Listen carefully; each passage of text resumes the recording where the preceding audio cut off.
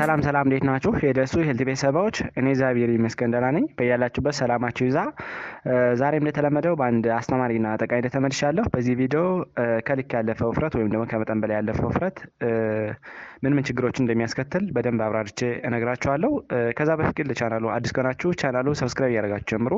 ነባር ቤተሰቦችም ላይክ እና ሼር እያደረጋችሁ ትብብራችሁ እንዳይለይ ስል ጠይቃለሁ። አብራችሁን ቆዩ። ወደ ዋናው ሀሳቤ ስመለስ ውፍረት በሰውነት ውስጥ ከመጠን በላይ ስብ ሲከማች የሚፈጠር ሁኔታ ነው ማለት ነው። በተለይ ውፍረት ሆድ አካባቢ በከፍተኛ ደረጃ ቦርጭ ያለ የምንጠራው የሚጨምር ከሆነ፣ ወገብ እንዲሁም ደግሞ ሽንጥ አካባቢ ከፍተኛ የሆነ ስብ የሚጠራቀም ከሆነ በጤና ላይ አሉታዊ ተጽዕኖ እንደሚያስከትል የተለያዩ ጥናቶች አረጋግጠዋል ማለት ነው። ውፍረት ብዙ ጊዜ ኪሎአችን ለቁመታችን በሁለት ተባዝቶ ሲካፈል የሚመጣ ነገር ነው ማለት ነው። በተለይ ደግሞ ከ25 እና ከዛ በላይ ከሆነ ቦዲ ማስ ኢንዴክሳችን ሰውነታችን ውስጥ ያልተመጣጠነ ስብ እንዳለና እንዲሁም ደግሞ ይሄ ያልተመጣጠነ ስብ ክሮኒክ ዲስኦርደር ወይም ደግሞ ተላላፊ ያልሆኑ በሽታዎች በቀላሉ ለነዚህ ተጋላጭ እንድንሆን እንደሚያደርግ ማወቅ አለብን ማለት ነው። ብዙ ጊዜ አመጋገባችን በጣም ወደ ቅባት ነክ ነገሮች ያዘነበለ ስለሆነና አትክልትና ፍራፍሬዎችን አዘውትረን ስለማጠቀም አሁን እንዳልነው ስብ እያለ የምንጠራው ሁኔታ ሰውነታችን በከፍተኛ ደረጃ በመከማቸት ተላላፊ ላልሆኑ በሽታዎች በቀላሉ እንድንጠቃ የሚያደርግ በጣም አደገኛ የሆነ ሁኔታ ነው ማለት ነው። ይህ ሁኔታ እንግዲህ ሜታቦሊክ ዲስኦርደር እያለ እንጠራዋለን። ብዙ ጊዜ ኦቤሲቲ ወይም ደግሞ ውፍረት ከልክ ያለፈ ከመጠን በላይ ያለፈ ከሆነ ተላላፊ ላልሆኑ በሽታዎች እንደ የስኳር በሽታ፣ የደም ግፊት፣ የልብ ህመም፣ ስትሮክ እና የነርቭ ችግር እንዲሁም ደግሞ አልፎ አልፎ አንዳንድ ካንሰር አይነቶችን እንደሚያስከትል ማወቅ እና መገንዘብ አለብን ማለት ነው። ብዙ ጊዜ ጥናቶች እንደሚያስረዱት ከሆነ አመጋገባችን ወደ እነዚህ ሳቹሬትድ ፋት እያለ የምንጠራው ወይም ደግሞ የረጉ ቅባቶችን እንዲሁም ደግሞ ሰውነታችን አላስፈላጊ የሆኑ ከፍተኛ የሆነ ስኳር፣ ፕሮሰስ የሆኑ ምግቦችና ጣፋጭ ነገሮችን በከፍተኛ ደረጃ የሚመገቡ ሰዎች አሁን እንዳልነው ከፍተኛ ስብ ሽንጥ አካባቢ፣ ወገብ አካባቢና ሆድ አካባቢ በከፍተኛ ደረጃ እንደሚከማች ያሳያል ማለት ነው። ስለዚህ ይህ ሁኔታ በጊዜ ሂደት በተለይ ደግሞ ለብዙ ጊዜ የቆየ ከሆነ የደም ስሮች ላይ ጉዳት ስለሚያስከትልና እንዲሁም ደግሞ ከፍተኛ ቅባት ሰውነታችን ስለሚጠራቀም ጎጂ እንደሚሆን እና ህይወታችን አደጋ ውስጥ እንደሚወድቅ ማወቅ አለብን ማለት ነው። ስለዚህ ብዙ ጊዜ ቦዲ ማስ ኢንዴክስ ያለ የምንጠራው ኖርማሉ ሬንጅ ወይም ደግሞ ኖርማል ሁኔታ ለምንጠራው ከ18.5 ኪሎ ግራም ፐር ሜትር ስኩዌር እስከ 24.9 ኪሎ ግራም ፐር ሜትር ስኩዌር ሲሆን ነው ማለት ነው። ከዛ በላይ ከሆነ በተለይ ደግሞ ከ25 በላይ ከሆነ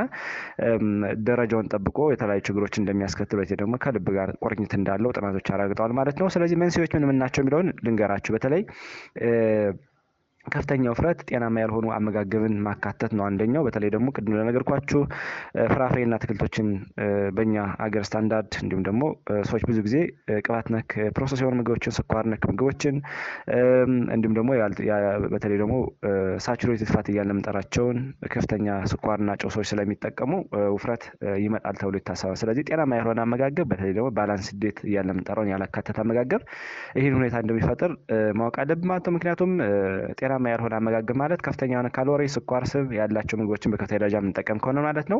ሌላው የአካል ብቃት እንቅስቃሴ በየጊዜው ማናረግ ከሆነ በተለይ ደግሞ ይሄ ስፖርታዊ እንቅስቃሴ ወደምንጠራው ኪሎ እንዲቀንስ ትልቅ አስተዋጽኦ ያደርጋል ተብሎ ይታሰባል። ነገር ግን ብዙ ጊዜ ኪሎአችን ከፍ ብሎ ስፖርታዊ እንቅስቃሴ ማናዘወትር ከሆነ በተለይ ደግሞ በየሳምንቱ ከ150 ደቂቃ ያላነሰ በየቀኑ 30 ደቂቃ እና ከዛ በላይ መስራት እንደሚጠበቅብን ጥናቶች ያረጋግጠዋልና ይህም ማናደርግ ከሆነ ስብ ሰውነታችን ውስጥ እንደሚከማች ያሳያል ማለት ነው። ሌላው የዘር ሁኔታ ነው። በተለይ ደግሞ ይሄ ጄኔቲክስ ያለ የምንጠራው ይህም አንዱ ፋክተር ነው። በተለይ አንሴስተራችን ወይም ደግሞ እናት አባቶቻችን ቅድመ አያቶቻችን እንደዚህ አይነት ሁኔታ ካለባቸው በዘር የመተላለፍ ቻንስ እንዳለው ያሳያል። ሌላው የሆርሞን መዛባት ጋር ታይዞ ነው። በተለይ ደግሞ ከፍተኛ የሆርሞን መዛባት ካለ ብዙ ጊዜ ከስትረስ ጋር ታይዞ ሊሆን ይችላል። አንዳንድ ሁኔታዎች ጋር ታይዞ የሆርሞን መዛባት፣ የሆርሞን መፈራረቅ ካለ ያልተመጣጠነ ኪሎ እንደሚፈጥር ያሳያል ማለት ነው። ሌላው ጭንቀት ነው። በተለይ ጭንቀት ከመጠን በላይ ሲሆን ጭንቀት በልኩ ቢሆን አስፈላጊ ነው። ነገር ግን ከመጠን በላይ ሲሆን ጭንቀት አሁን እንደነገርኳችሁ የተለያዩ ኪሎን የሚጨምሩ ሆርሞኖች እንደ ኮርቲሶል፣ ካታኮላሚን እያልን የምንጠራቸው ሆርሞኖችን ስለሚጨምር ደም ላይ እንዲለቀቁ ስለሚያደርግ ከፍተኛ ኪሎ እንዲጨምር ያደርጋል ማለት ነው። ምክንያቱም ስትረስ በተፈጥሮ ቅድም እንደነገርኳችሁ ተላላፊ ላልሆኑ በሽታዎች መንስኤ ነው፣ በተለይ ደግሞ ከመጠን በላይ ሲሆን ማለት ነው። ሌላው በቂ እንቅልፍ አለመተኛት ነው። በቂ እንቅልፍ አለመተኛት በተለይ ስትረስን ሊድ ያደርጋል ተብሎ ይታሰባል። እንዲሁም ደግሞ እንቅልፍ በስርዓት ማናገኝ ከሆነ ኦርጋኖቻችን አጠቃላይ ሰውነታችን ውስጥ እረፍት እንዲሁም ደግሞ ኢነርጃይዝ መሆን ስለማይችል ለውፍረት መንስኤ ነው ተብሎ ይታሰባል ማለት። ስለዚህ እነዚህ ሁኔታዎች ናቸው መንስኤ ወይም ደግሞ ኮዝ ለምንጠራቸው። ሌላው ምልክቶችም ምን ናቸው የውፍረት ምን የሚለውን ስናይ አንደኛ ከመጠን በላይ የሰውነት ስብ መጨመር ነው። በተለይ በእይታም ሊሆን ይችላል። በተለይ ደግሞ የሴንትራል ኦቤሲቲ እያልን የምንጠራው ብዙ ጊዜ ሰዎች በእይታ ሆዳቸው አካባቢ ይሄ ደግሞ ወገባቸው አካባቢ ሽንጣቸው አካባቢ ከፍተኛ የሆነ ስብ እንደተጠራቀመ በእይታ መለየት እንችላለን። እንዲሁም ደግሞ በምርመራ በደም ተለክቶ ቶታል ኮሌስትሮል እንዲሁም ደግሞ ኤልዲኤል፣ ኤችዲኤል እንዲሁም ደግሞ ቬሪ ሎው ዴንሲቲ ሊፖፕሮቲን እያልን የምንጠራቸውን በምርመራም በላቦራቶሪም ቸክ መደረግ እንችላለን ማለት ነው። ስለዚህ ኖርማል ሬንጃቸውን በማየት ከፍተኛ የስብ ክምችት እንዳለ ያሳያል። ሌላው ከፍተኛ ድካምና ኃይል ማጣትም አንዱ መንስኤ ነው ተብሎ ይታሰባል ማለት ምክንያቱም ከፍተኛ የሆነ ስብ ሰውነታችን በሚከማችበት ጊዜ ደም ስሮችን ይዘጋል። እንዲሁም ደግሞ የተሻለ የደም ዝውውር እንዳይኖር ስለሚያደርግ ድካም ይሰማናል ማለት ነው። ሌላው ትንፋሽ ማጠር ነው። በተለይ የትንፋሽ ማጠር ሁኔታ ይፈጠራል።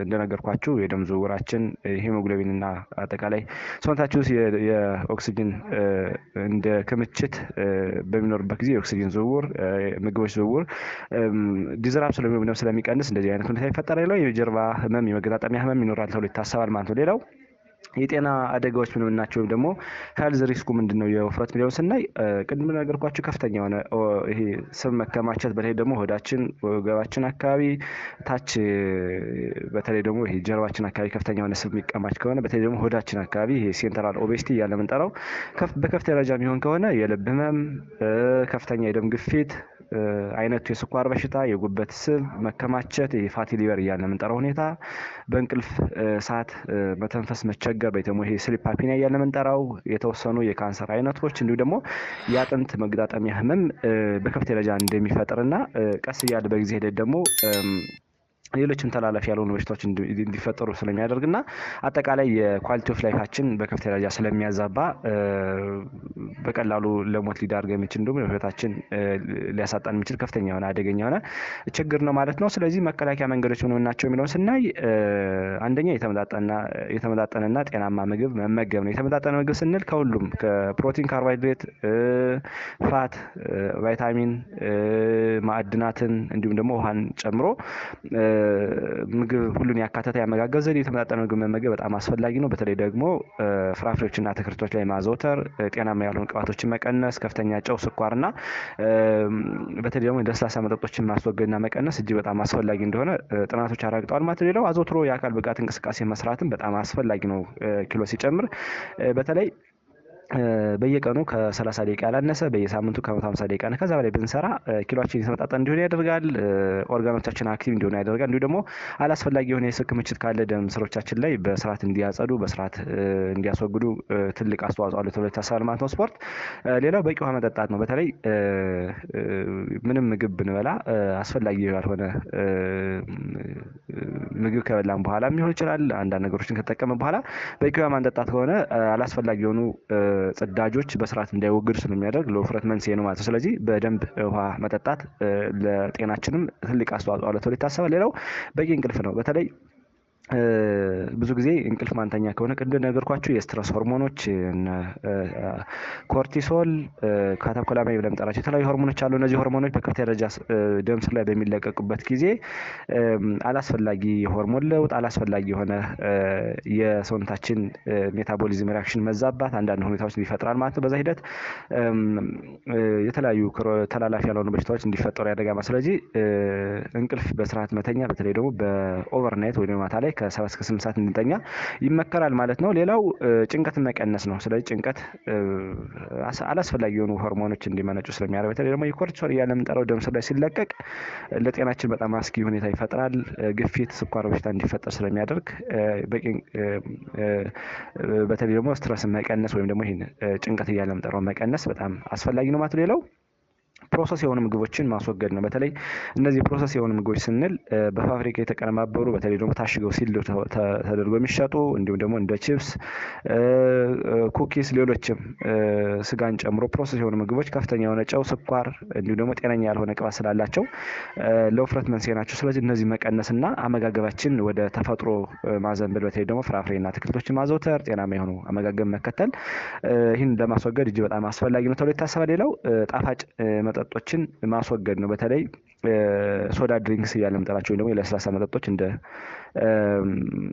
እነዚህ ፋንታ፣ ሰቨን አፕ